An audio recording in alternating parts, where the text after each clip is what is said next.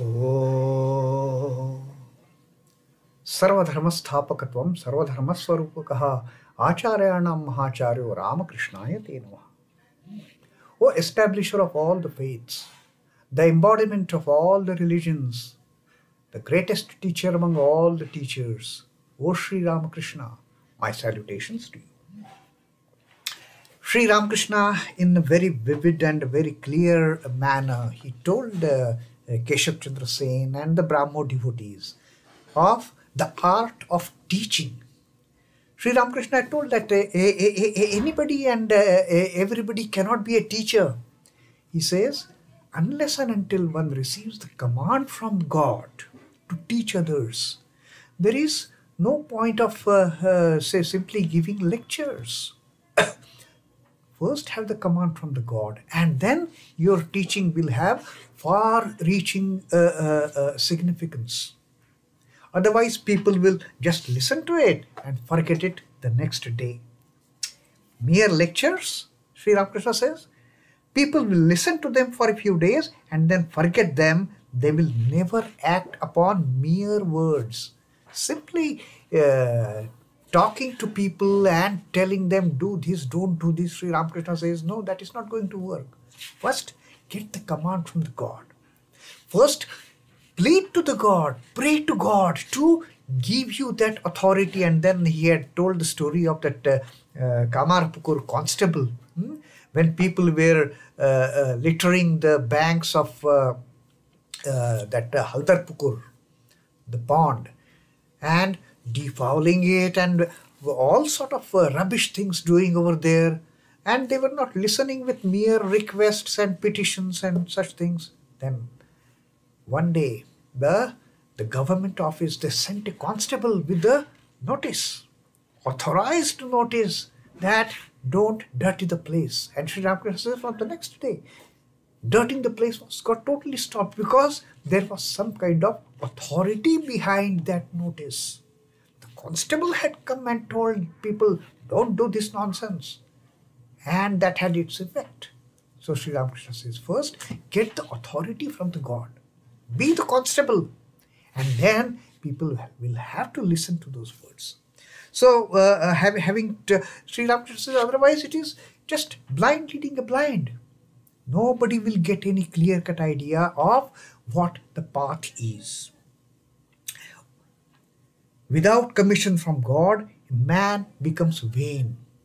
He becomes egoistic without the commission from God. And then he gets that egoistic feeling, I am the teacher, I am the guru, I am teaching all these things to them, which doesn't have any reception for that matter.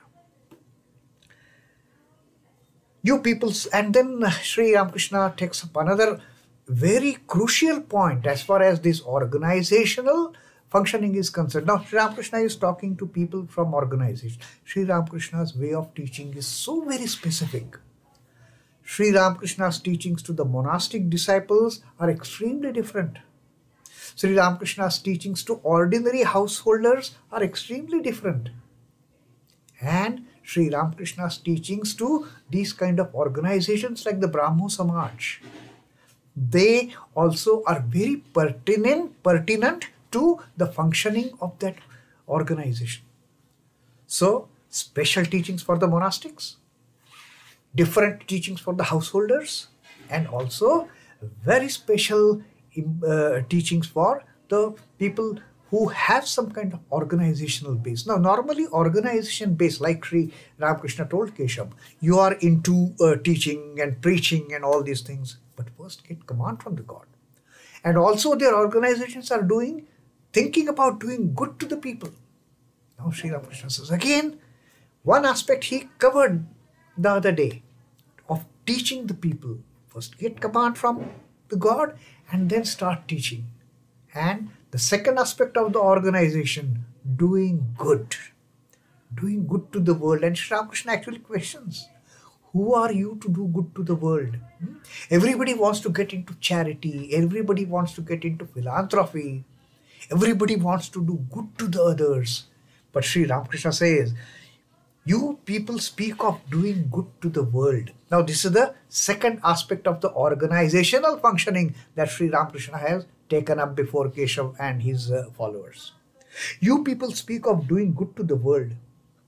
Is world such a small thing that you can help them? That you can help the world to be good? Is world such a small thing? And who are you, pray, to do good to the world? First of all, world is not such a small thing that you are going to do any good to it. And who are you after all? Sri Ramakrishna says, who are you, my dear friend, to do good to the world? And then Sri Ramakrishna says, first realize God. First realize God, see Him by means of spiritual discipline.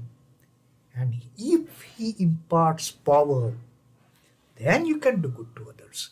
Not just on your own, without getting any power from the ultimate source.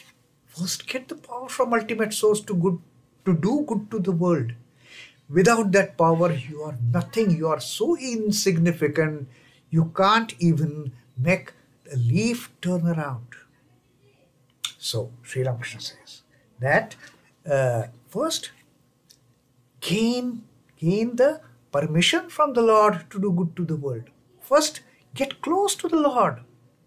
First get the power from the Lord, from that ultimate powerhouse. Get power from the mother, the Shakti Swarupini. Get the Shakti, and then you plunge into activities of doing good to the world. Otherwise, what you think of doing good to the world is not doing anything at all. It's not going to achieve any results at all. Then a Brahmo devotee asks Sri Ramakrishna, then sir, we must give up our activities until we realize God. First, we have to realize God and only then get into these activities of doing good to the others. Then Sri Ramakrishna says, why should you do that? You must engage in such activities as contemplation, singing. You get into these. Instead of thinking, oh, I am doing good to the world, oh, I'm starting doing good to the world. First, get into the basic activities. Start singing the glories of the God. Start contemplating. Start doing japa. Start meditating. Start getting closer and closer to the God. Only when you are closer to the God, you get that kind of understanding of how to do good to the world. And then Sri Ramakrishna says that you can perform your worldly duties also. Again and again Sri Ramakrishna says, don't run away from the duties. Do japa, do meditation, do singing, do your worldly duties also, as much as you need for your livelihood. At the same time, you must pray to God, Sri Ramakrishna says. You must pray to God in solitude with tears in your eyes, that you may be able to perform those duties in unselfish manner. This is what Sri Ramakrishna keeps on telling again. Get into solitude, pray to God. That gives you that power of doing your duties in unselfish manner. Till the time one is doing the duties with the self-interest in it. I must get this, I must get that, I must get riches. Don't involve any selfishness into the duties. Sri Ramakrishna says, pray to the God to give you that understanding, to give you that spirit of doing the duties in selfless manner. You should say to Him, O God, make my worldly duties fewer and fewer. Lessen my duties. You pray to God for that. Why you are praying to God for all your selfish aspirations? Don't involve your selfish interest in praying to God even. Pray to God that you lessen my duties. You make my duties fewer and fewer. And so that I can come closer and closer to you. The lesser and lesser the duties, the closer and closer one gets to God. Oh Lord, I find that I forget Thee when I'm involved in too many activities naturally.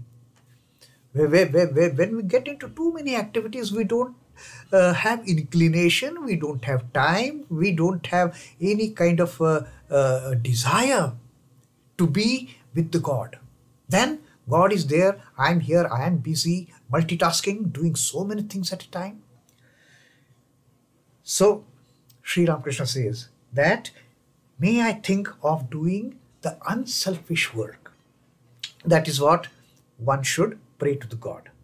People who carry to excess the giving of alms or distributing food among poor fall victims of desire of acquiring name and fame. And this is one thing that Sri Ramakrishna always cautions, that without giving up the self-interest, without acquiring the selfless attitude, if we get engaged in all these kind of doing good to the world, it just brings in our desire.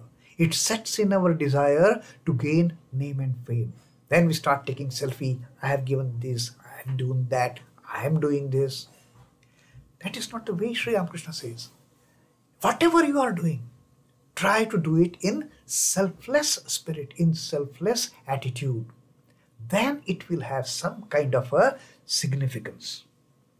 Then he gave an example. Another devotee, a great devotee of Sri Ramakrishna, Shambhu Malik. He also he was into the great philanthropic activities. And then he wanted to build schools, he wanted to build lakes, he wanted to lay down the roads. And then Sri Ramakrishna said, one day I told Shambhu that if God comes before you and asks you to take a boon, will you ask for these hospitals and schools and roads? Or you will ask, oh Lord, give me love to your lotus feet. That is the ultimate desire. That is the ultimate want any being can have. Instead of, oh God, give me the strength of creating hospitals and schools, and that is fine. If God gives you strength and command, then you can do it. But if God appears before you and take a boon from me, what should you ask? Sri Ramakrishna says, you ask for, Lord, please give me love for your holy feet. Oh Mother, please give me love for your lotus feet. That is what one should ask from the Almighty, from the ultimate giver. So Sri Ramakrishna says, oh Lord, give me a place at thy lotus feet. Keep me always in thy company and give me sincere and pure love for thee. This is what one should ask from the God. Not one should ask for, build me hospitals, build me. That will happen. That will happen if you get true love for the Lord. Then Lord will give you that strength. Then Lord will give you those resources to come up with these things. Then Sri Ramakrishna says that this doing good to others, it is part of Karmayoga. It is part of Karmayoga. And Sri Ramakrishna says Karmayoga in today's Kaliyuga is extremely difficult because we can't really do Karmayoga. We can't get rid of that selfish interest in doing anything. Sri Krishna gave such a wonderful discourse in the Bhagavad Gita of doing work without any selfish interest, without any selfish motive.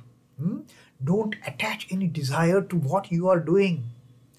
Do it in a selfless spirit. Sri Ramakrishna, the entire Gita of Karmayoga is on this particular theme. And Sri Ramakrishna says, this Karmayoga, doing work with selflessness, doing work without any selfish interest is so difficult in the Kaliyuga. Karmayoga is very hard indeed. In the Kaliyuga, it is extremely difficult to perform the rites enjoined in the scriptures. You can't perform them. Nowadays, man's life is centered on food alone. He cannot perform any scriptural rites. Suppose a man is laid up with fever. Now Sri Ramakrishna is giving another example. He says if man today is laid down with fever, your old-fashioned medicines, the jadi booty and all, they are not giving to you immediate relief. In today's circumstances, Sri Ramakrishna says, what you need, those days in Calcutta, there used to be a patent medicine called D Gupta' mixture. It was a very concentrated mixture of preparation of quinine. And giving that D Gupta' mixture, the fever used to immediately come down. The patient used to recover from that fever. So Sri Ramakrishna says that in today's world, In today's circumstances, all those traditional medicines, they are not going to work. What you need today is D Gupta mixture. What you need today is the instant relief. And Sri Ramakrishna says, what is this instant relief? Karmayoga is not instant relief in today's circumstances, because getting into selfless attitude is so very difficult. So Sri Ramakrishna says, what is to be done? In Kaliyuga, the best way is bhaktiyoga. Bhaktiyoga, Sri Ramakrishna says, is like that D Gupta mixture. Instantly it will reduce your fever. Instantly it will get rid of that disease. The bhakti yoga, the path of devotion, singing praises of Lord, praying to the Lord. The path of devotion alone is the real religion of this age. And then he tells the Brahmo devotees that maybe, they should not get offended that otherwise they are preaching and doing good to the world and all that. And then he said, your path is also of devotion because you sing the glories in your gatherings. Yours also is path of devotion. Blessed you are indeed that you chant the name of Hari and sing the Divine Mother's glories. Now this particular aspect in the worship of Brahmo devotees was the influence of Sri Ramakrishna on Keshav Chandra Sen. Because of his influence, because of his teachings, that the practices of singing devotional songs, otherwise Brahmos were supposed to be kind of aham brahmosmi. They are non-idolaters, they didn't believe in image worshipping or such kind of devotional singing. But Sri Ramakrishna's influence of Keshav Chandra Sen brought in all these practices within the fold of, under the fold of Brahmo Samaj. That you don't call the world a dream like the non-dualists. You are not Brahmajnanis like them. You are not the one who is saying, I am Brahman, I am Brahman. Although you are Brahmos, but you have an element of devotion also within your spiritual practices.